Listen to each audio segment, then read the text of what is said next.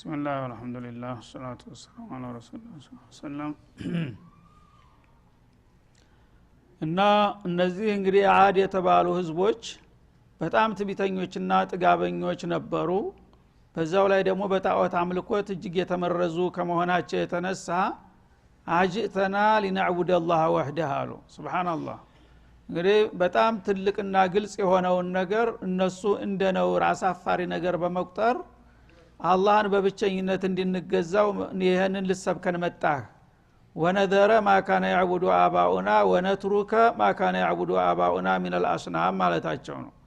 አባቶቻችን ሲገዙና ሲያመልኳቸው የነበሩትን ጣዖታቶች እርግፍ አድርገን ትተን ያንተን ጌታ ብቻ እንድናመልክ ነው ልትሰብከን የመጣኸው ሲሏቸው አዎን ይሄ ነው ቁም ነገሩ በማለት በመመለሳቸው ያነ የማያወላዳ ቁርጥና ግልጽ የሆነ መልስ ሰጧቸው ማለት ነው። እቲና ቢማ ተዒዱና ይሄን ነገርማ አናረገውም። ያንተ ጌታ ያው እንደ ጌታ እንቀበለዋለን በፈጣሪነቱ፣ ግን ሌሎቹን ጣዖቶች ትተን እሱን ብቻ አይደለም እናመልከው፣ ሌሎቹም የአምልኮ ድርሻ ሊኖራቸው ይገባል። ከፈለገ የጋራ ጌታ ይሁን እንጂ በብቸኝነትማ አንቀበለውም ማለታቸው ነው። እንኩንተ ሚነ ሷዲቂን ይሄን ካደረጋችሁ ደግሞ አላህ ይቆጣና ያጠፋችኋል ሲሏቸው ምን አሉ? መን አሸዱ ሚና ቁዋ አሉ ጎበዞቹ። ይሄን እንኳን ተወውዛ ተኛ የበለጠ ኃይል ማን ኑሮ ነው? ያንተ ጌታ እንደምትለው አንድ ነው። አንድ ግለሰብ አደል ኩብራ ነው፣ ትልቋን ኃያሏን ሀገር እንደ ያንተ ጌታ እንዴት ያጠቃታል? ይሄማ ያንተ ህልም ምኞት ነው ዝም ብሎ እንደ አታስፈራራን። ማስፈራራቱን እዛተው ግን ከፈለክ እስከዛሬ እንደተለመደው ያው ጌታ የዓለም ፈጣሪ ነው የሚለውን እንቀበላለን። አምልኮት ከሆነ ግን ያው ባጠገባችን ያሉትን ምናያቸውን ትተን እንደገና የማናየውን ብቻ ማምለክ አንችልም። በዚህ መልክ እንቻቻል ከሆነ ጥሩ ነው፣ ካልሆነ ግን ያንተ ጌታ የሚያመጣውን ያምጣ ብለዋቸው ቁጭ አሉ ማለት ነው። በመትለው ነገር እኔን ብቻ ታላመለካችሁ ብሎ ተቆጥቶ ዱላ ያነሳል የምትል ከሆነ አምጣውና እንይልህ እውነተኛ ከሆን ካሏቸው፣ ያኔ እሳቸው ደግሞ ይህ ነገር እንደሚሆን እርግጠኛ ነበሩና ጌታቸው ነግሯቸው ስለነበረ ጥሪውን ካልተቀበሉና በእኔ አምልኮ ካልተወሰኑ ልክ እንደ ቅድመ አባቶቻቸው እንደ ቀውሙ ኖህ ደብዛቸውን አጠፋቸዋለሁ ብሎ ነግሯቸው ነበረና እሳቸውም ቱማታ በቀጥታ ቅጩ ሊነግሯቸው ነው። ቃል ነብዩላህ ሁድ አለይሂ ሰላም قد وقع عليكم من ربكم رجس وغضب እንግዲያውስ ከፈለጋችሁ በዚህ አቋማችሁ ከጌታችሁ የሆነ ቁጣና ቅጣት ወረደባችሁ አሉ። ይወርድባችኋል ሳይሆን በቃ እርግጠኛ ነኝ አሁን ቅጣት ይመጣላችኋል አሏቸው ማለት ነው። መርዶውን ወዳው ቁጭ አደረጉት። እናንተ አሁን እንግዲህ ይሄን ነገር አንቀበልም ፍንክቻ አንልም አላችሁ፣ እርግጠኞች ናችሁ? አሁን እንግዲያስ قد وقع عليكم من ربكم رجس وغضب። رجس ማለት العذاب الالم በጣም ሰቅጣጭ የሆነ ማንም ሊቋቋመው የማይችል ቅጣትና የጌታ ቁጣ አሁን በእናንተ ላይ ሊዘንብ ነው በማለት መርዶውን ነገሯቸው ማለት ነው። አቱጃዲሉነኒ ፊ አስማኢን ሰመይቱሙሃ አንቱም ወአባኡኩም አሉ። ለመሆኑ እናንተም ራሳችሁ ሆናችሁ ቅድመ አባቶቻችሁ ራሳችሁ ፈጥራችሁ የፈለሰፋችኋቸውና የሰየማችኋቸውን አማልክቶች እነሱን በመከላከል ለነሱ ጥብቅና በመቆም ትከራከሩኛላችሁ አሏቸው። የአላህ ረሱሎች እንግዲህ የጌታቸው ክብር በሚነካበት ጊዜ ራሳቸውን መቆጣጠር ያቅታቸዋል። እነሱ ራሳቸው ቢሰደቡ ቢዘለፉ ጉዳያቸው አይደለም፣ ግን የአላህ ክብር ሲነሳ አንበሳ ነው የሚሆኑት ማለት ነው። እና ለመሆኑ አንተ የኔን ጌታ ንቀህ ለጣዖት ሽንጥህን ገትረህ የምትከራከረው እነዚህ ጣዖቶች እኮ እናንተ ጠርባችሁ ወይም በገንዘባችሁ ሸምታችሁ የደረደራችኋቸው ቁሳቁሶች ቅራቅንቦች ናቸው እንጂ እምኑ ላይ ነው ጌትነት ያላቸው እነሱ? ይሄን ያለ እነሱ ልትከራከሩ እንዴት ገባችኋል አሏቸው። አንተ ራስህ እኮ ነው ይሄ ነገር ጣዖት ነው አምላክ ነው ይረዳል ብለህ የሰየምከው። አንተ ራስህ አዘጋጅተህ የሾምከውን የውሸት ነገር እንደገና ጌታ ጋር ታወዳድረዋለህ እንዴ አሏቸው ማለት ነው። አንቱም ወአባኡኩም እናንተም ቀደም ሲልም የነበሩት አባቶቻችሁ እናንተ ራሳችሁ ናችሁ ያዘጋጃችኋቸው። ጌታ የሚሆን ነገር ራሱ ጌትነቱን በራሱ ተችሎ እንደገና ሌሎችን የሚፈጥር ነበር እናንተ ግን በተገላቢጦሽ እናንተ ናችሁ እነዚህን ጣዖቶች የደረደራችኋቸውና የሰየማችኋቸው ጌታ ነው የሚል ማዕረግ የሰጣችኋቸው እንዴት እነዚህን ነገሮች እንዲህ ሐቅ ስትቀበሉ ትክክለኛውን ጌታ መቀበል እንዴት አቃታችሁና በዚህ ዙሪያ ተከራከሩኛላችሁ አሏቸው ማለት ነው ስለዚህ የምታደርጉ ከሆነ ባትሉትም መጀመሪያውንም ተወስኗል ያመጣውን አምጣ ባትሉም ይሄን ማትቀበሉ ከሆነ ከጌታ ዘንድ ባሁኑ ሰዓት ሪጅሱን ወገضብ ያአላህ ከባድ ቁጣና ቅጣቱ ይወርድላችኋል በማለት መርዷቸውን ነገሯቸው ማለት ነው ማነዘለ الله بها من سلطان እነዚህ ነገሮች የአምላክነት ባህሪ አላቸው ወይም ማዕረግ አላቸው በሚለው አስተሳሰባችሁ አላህ ምንም አይነት መረጃ ያላወረደላችሁ ሆኖ ይያለ እናንተ ራሳችሁ ተምድር ተነስታችሁ ውሸቱን እውነት ለማድረግ ሞከራችሁ እንጂ ምንም ማረጋገጫ የላችሁም ስለዚህ እንደገና በተገላቢጦሽ ይሄን ነገር ተው ስትባሉ ደማችሁ ፈልቶ እንዴት አምላኮቻችንን ተተን ላንተ ጌታ ብቻ እናድራለን እምትሉት ታዲያ ይሄንን ካላችሁ ባትጠይቁስ በእናንተ ላይ ቅጣት መንጣቱ ማመች ይቀራል አሉ ፈንተዚሩ ስለዚህ የተወሰኑ ደቂቃዎች ይሆናሉ የቀሯችሁ ካሁን በኋላ እነዚያ ደቂቃዎች እስከሚጠናቀቁ ውጤቱን ጠብቁ ኢኒ ማአኩም ሚነል ሙንተዚሪን እኔም ከናንተ ጋራ ከተጠባባቂዎች ነኝ አሉ እንግዲህ ውጤቱን ልናየው ሜዳውን ፈረሱም እንደሚባለው ያመጣውን አንተ የምትል ከሆነ የሚመጣውን እናንተ ምንም ልናየው ነው አብረን ሆነን እና ጠብቁ አሁን የተወሰነ ቆይታ በኋላ የተመኛችሁትና የጠየቃችሁትን ነገር ያመጣላችኋል የኔ ጌታ በማለት ዛቱባቸው ማለት ነው እንዳሉትም ያቺ ሰዓት ስትደርስ መጣ ማለት ነው በተለያዩ ሱራዎች ዘርዘር አድርጎ የገልጦታል ያ ቅጣቱ ምን አይነት ቅጣት እንደሆነ ለምሳሌ ሱረቱል ሐቅ ላይ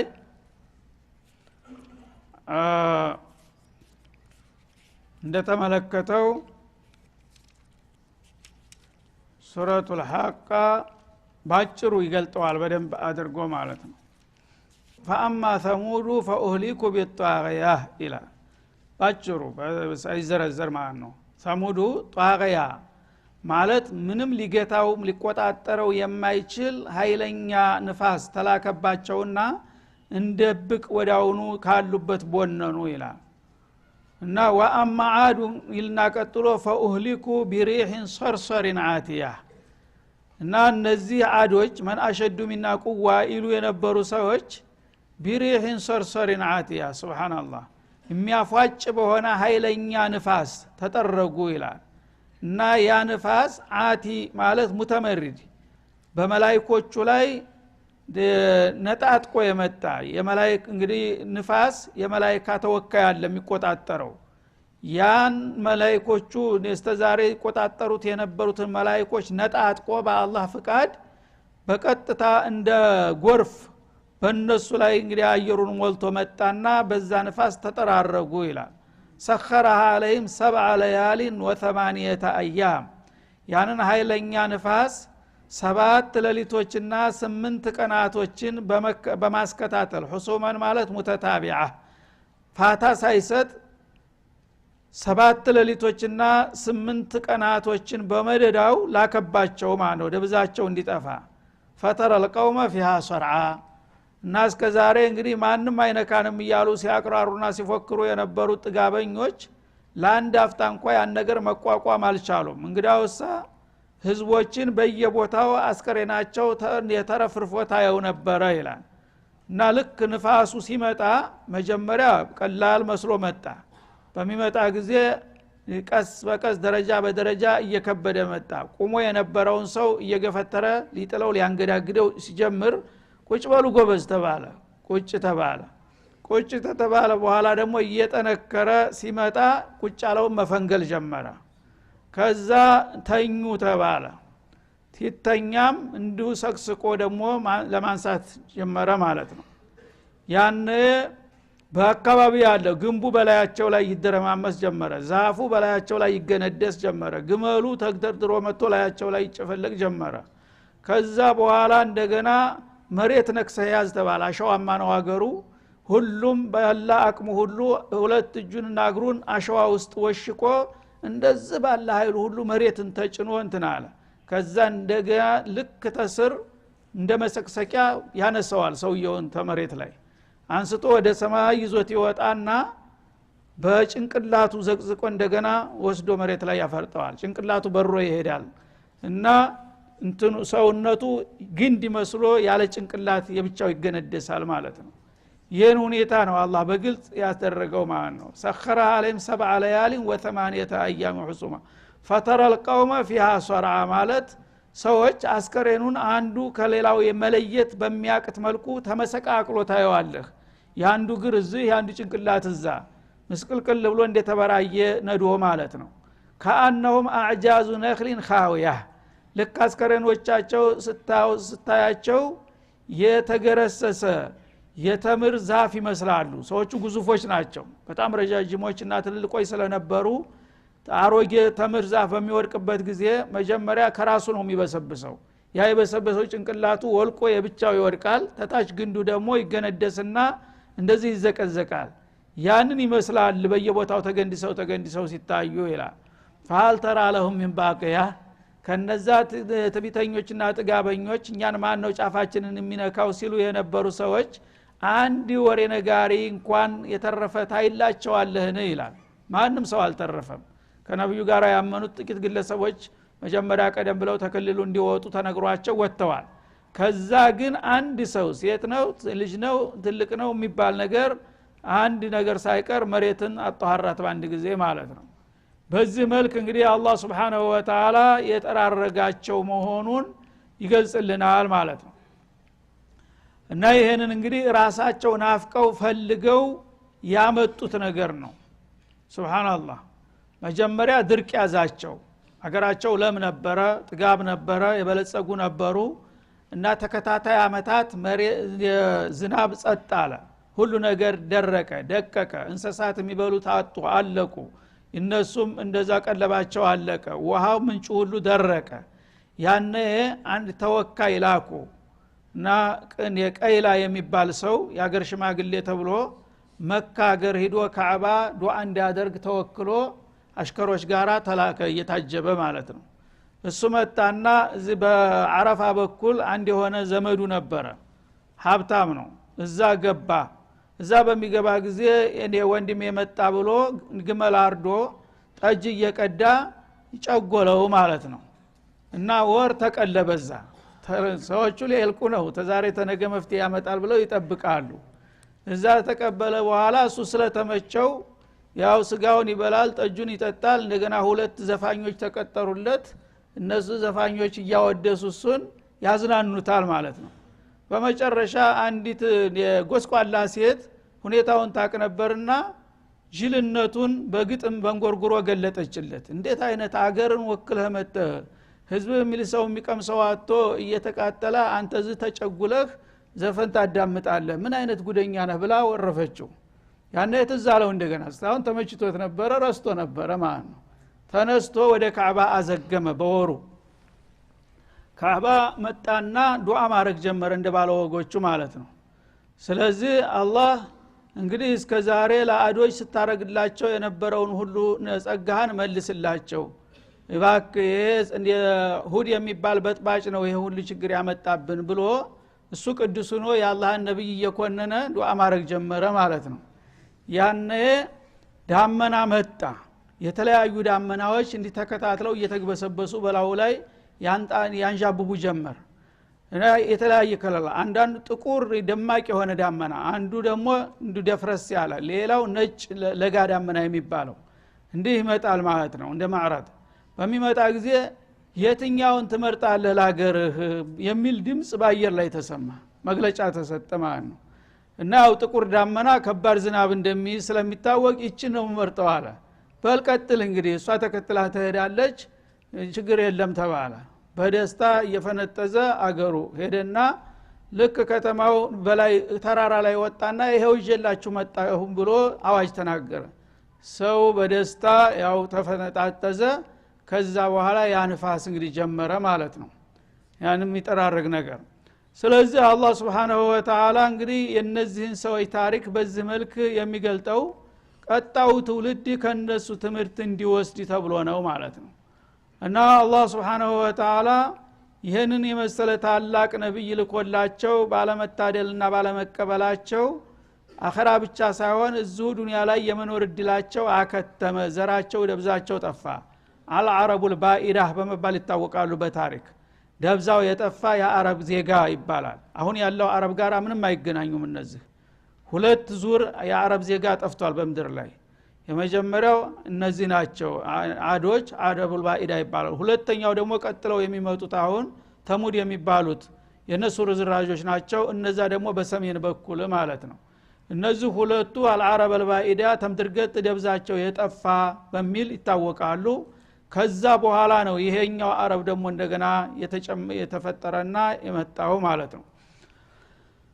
እና አላህ Subhanahu Wa Ta'ala قال قد وقع عليكم من ربكم رجس وغضب على لسان نبيه هود እንግዲያውስ ከፈለጋችሁ ከዛ አቋማችሁ ፍንክችም አትሉና ከጣዖት ማትላቀቁ ከሆናችሁ የኔ ጌታ ደግሞ ቅጽበታዊ በሆነ ፍጥነት አሁን ቁጣውና ቅጣቱን ሊያዘንብባችሁ ነው በማለት ነገሯቸው። አቱጃዲሉነኒ ፊ አስማኢን ሰመይቱሙሃ አንቱም ወአባኡኩም እናንተና አባቶቻችሁ ዝም ብላችሁ ተመሬት ተነስታችሁ ማ ነዘለላሁ ቢሃ ሚን ሱልጣን እነዚህ ነገሮች አምላክ ለመሆናቸው ምንም ማስረጃ ሳያወርድላችሁ እናንተ ዝም ብላችሁ በዘፈቀር ተነስታችሁ ጌታ ያላችኋቸውን ነገሮች ለማስከበር በስቀናት ላላችሁ የኔን ጌታ ግን አትቀበሉም።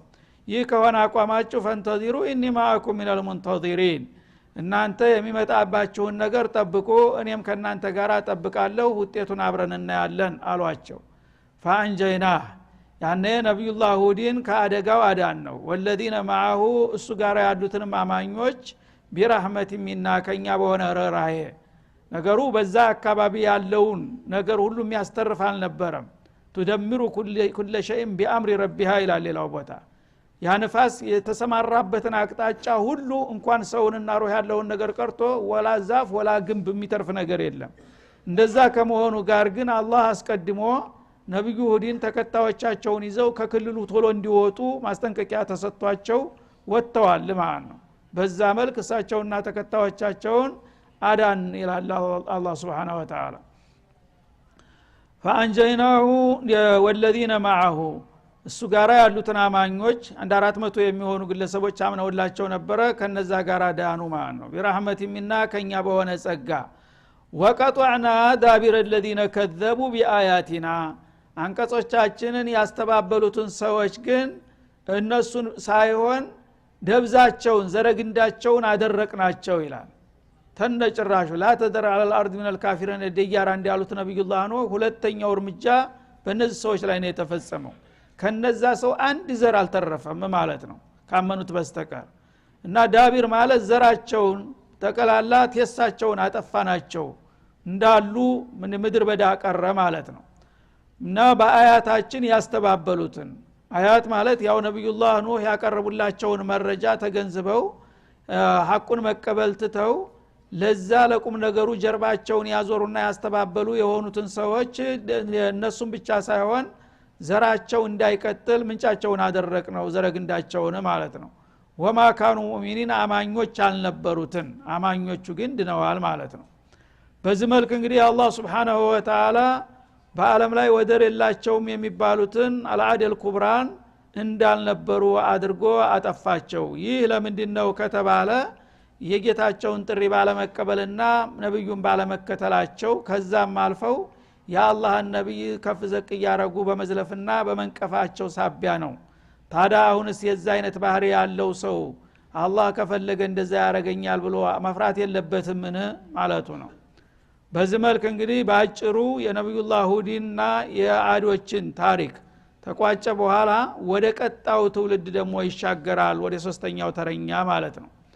እነዚህ ነብዩላህ ሁድ ጋራ የተረፉት ከዛ በኋላ ወትሮ ከነበረው ዋና ከተማ ፈንጠር ብለው ሌላ ቦታ ከተሙና የራሳቸውን ኑሮ ቀጠሉ ከነብያቸው ጋር ማለት ነው። ነብዩ እስካሉ ድረስና ከዛም ደግሞ የተወሰኑ ትውልዶች እስከሚያልፉ ድረስ ያንን እምነታቸውን ይዘው በተውሂድ አላህ Subhanahu Wa Ta'ala በሰላም እንዲኖሩ አደረጋቸው። ከዛ በኋላ ግን እንደገና እነሱም ቀስ በቀስ ወደዛው አባቶቻቸው ወደ ነበሩበት ነገር መመለስ ጀመሩ ማለት ነው። ያው የትውልድ ሂደት እየተንሸራተተ ነው የሚሄደውና እነዚህ ሰዎች እንግዲህ ተናንትና ነብዩላህ ሁድ ጋራ አምነው ከዛ አደጋ ዲነው እያሉ እነሱ በሰላም ነው እንግዲህ ያለፉት ማለት ነው ተውሂዳቸውን ይዘው እንደገና ትውልዶቻቸው ልጆቻቸውም እንደዛው ያባቶቻቸው እንድን ተቀብለው ያም ተቀጣው እያለ ሲሄድ ቀስ በቀስ ግን በሂደት በዘመን መራዘም እንደገና ወደ ጣዖት አምልኮት ደግሞ ተመለሰ የዛ ትውልድ ማለት ነው። በሰሜኑ ክልል እነሱ እንግዲህ ቅድም የመን ናቸው በዑማንና በሐድረመውት መካከል ነበሩ። ከዛ ፈልሰው ሂደዋል ሁድና ተከታዮቻቸው የተሰፈሩ በኡርዱንና በሂጃዝ በመዲነቱል ሙነወራ መካከል ባለው ክልል ዛሬ ተቡክ በሚባለው አካባቢ ማለት ነው። እዛ ላይ ሄደው ደግሞ እነዚህ ትልቅ ህዝብ ሆኑ እዛ ከተሙ። ግን ቀስ በቀስ ወደዛ ወደ ጣዖት አምልኮቻቸው ተመለሱ። ያን ደግሞ ለነሱ ሌላ ተረኛ ነብይ ሊላክላቸው ነው ማለት ነው። ወኢላ ተሙድ አኻሁም ሷሊሃ እና እነዚህ ሰዎች ተሙድ በመባል ይታወቁ ነበር። ያው ቅድመ አባታቸው የአማኞቹ ተሙድ ይባላል። በዛ ትውልድ የወረደው ሁሉ ቀውሙ ተሙድ ተብሎ ታወቀ ማለት ነው። እና ከነሱ መካከል ሷሊህ የተባሉ ነብይ ተመርጠው ተላኩላቸው አለይሂ ሰላም። እሱ መጣና እንደተለመደው የተውሂድ ጥሪውን ሊያቀርብ ነው። ቃል ያቀውም ወገኖቼ ሆይ አሉ ነብዩላህ ሷሊህ አዕቡዱላህ ወሂዱላህ ወአጢዑህ አላህን በብቸኝነት አምልኩና ተገዙት በማለት ያው የተለመደውን መለኮታዊ ጥሪ አቀረቡ። ማለኩም ሚን ኢላሂን ገይሩህ ይሄን ምላችሁ ከእርሱ በስተቀር ሌላ እናንተ ልታመልኩት የሚገባ ጌታ የለምና ያው ታሪካችሁን ረስታችኋል። የቅድመ አባቶቻችሁ አዶች እኮ የጠፉት ተውሂድን አንቀበልም ሽርክን አንለቅም ብለው ነው። እናንተ ግን አባቶቻችሁ አምነው የአላህን ረሱል ሁዲን በመከተላቸው ነው የዳናችሁት። አሁን ግን ያንን መስመር እንደገና ተመልሳችሁ ወደ ሽርክ እየገባችሁ ነውና ያላችሁት። ይሄ የተለያዩ ነገሮች ይጠቅሙናል ይረዱናል እያላችሁ የምታመልኳቸውን ነገሮች ተውና ለትክክለኛው አምላካችሁ ብቻ እደሩ ከሱ በስተቀር ለእናንተ አምላክ ሊሆን የሚገባው ከቶ የለምና በማለት ጥሪያቸውን አቀረቡ ማለት ነው። ቀድ ጃአትኩም በይነቱ ሚን ረቢኩም እና ይሄንን ለማለት አንተ ማነህ መጀመሪያ አሏቸው። ያው ሰዎች ሁሉ ጊዜ አንዱ ሌላውን ሊበልጠው ስለማይፈልግ አንተ ተማን በልጠህና ተሽለህ ነው ራስክን የዓለም ጌታ ተወካይ ነኝ ብለህ እኛን የምትሰብከን በሚሏቸው ጊዜ እኔማ የአላህ መልእክተኛ ነኝ። ጥሩ የአላህ መልእክተኛ ለመሆንህ ምን ማረጋገጫ አለህ ተባሉ ማለት ነው። ያን ጊዜ ምን እንዲኖረኝ ትፈልጋላችሁ አሉ። እሳቸው ደግሞ ጥያቄውን በጥያቄ እኔ የምታምኑኝ ከሆነ በቃል መጀመሪያ ነግራችኋለሁኝ።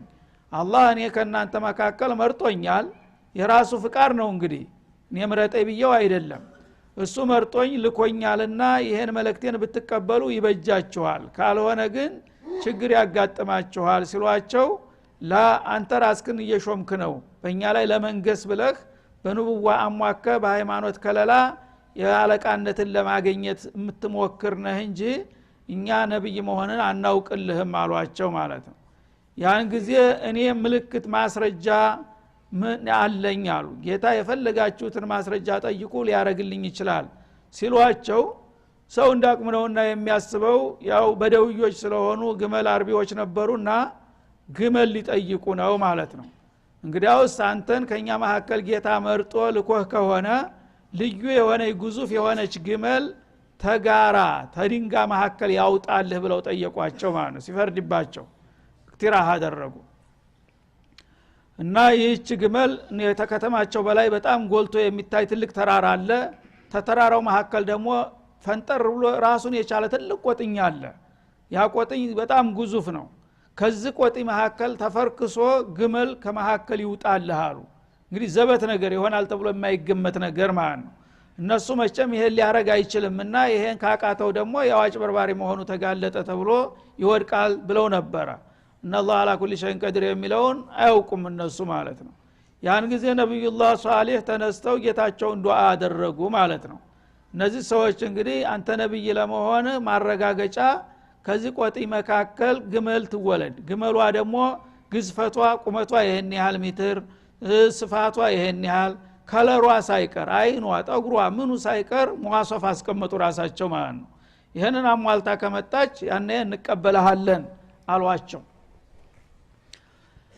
እንግዲያውስ ጥሩ ነው ይሄ ማምጣት ለአላህ ቀላል ነው እናንተ እንኳን ዘበት ቢመስላችሁ በማለት ጠየቁ ማለት ነው ጌታም አደርግልሃለሁ የተጠየቀውን ነገር ለማድረግ ዝግጁ ነኝ ብሎ መልስ ሰጣቸው ማለት ነው ያኔ እሳቸው በሙሉ ልቦና ሊነግሯቸው ነው ይሄ ነገር ማድረግ እንደሚቻል ግን ያ ነገር መልሱ ሲመጣ ካላመናችሁ ፍጻሜያችሁ እንደሚሆን አስቡበት በማለት ይነግሯቸዋል ማለት ነው ቀድ ጃአትኩም በይነቱ ሚን ረቢኩም በጥያቄያችሁ መሰረት ከጌታችሁ የማታወላዳ የሆነ ግልጽ የሆነችው ማስረጃ መጣችላችሁ አሉ هذه ناقة الله كما اقترحتموها ራሳችሁ እንዳቀረባችሁትና እንደወሰፋችሁት መስፈርቷን አሟልታ የአላህ ግመል ይሄው መጣችላችሁ አሉ ልክ በአደባባይ ተሰልፈው አሰፍስፈው ይመለከታሉ ጮኸ ጋር ያ ቆጥኙ ድንጋው ማለት ነው ቆጠና እንዲ ግምስ ሳለ ፊትለፊታቸው እየታየ ከዛ ማከል ግመሏ ፍልቅቅ ብላ ወረደች ማለት ነው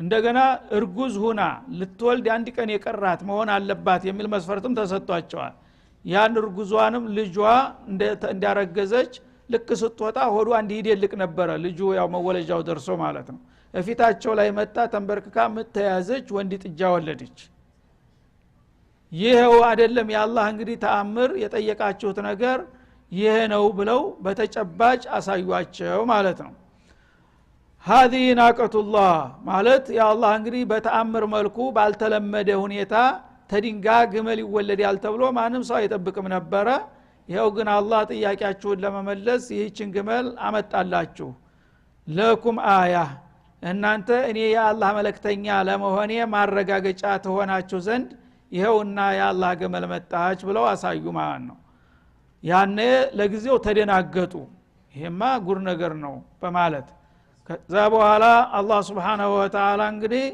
እነዚህ ሰዎች ምን መልስ ሰጡ ግመሏ በመተወና በሚያው ጊዜ እውነት ቃል እንደገቡ ታመኑ ወይስ የሚለውን በሚቀጥለው እንመለስበታለን ወሰለላሁ ዐለ ነብይ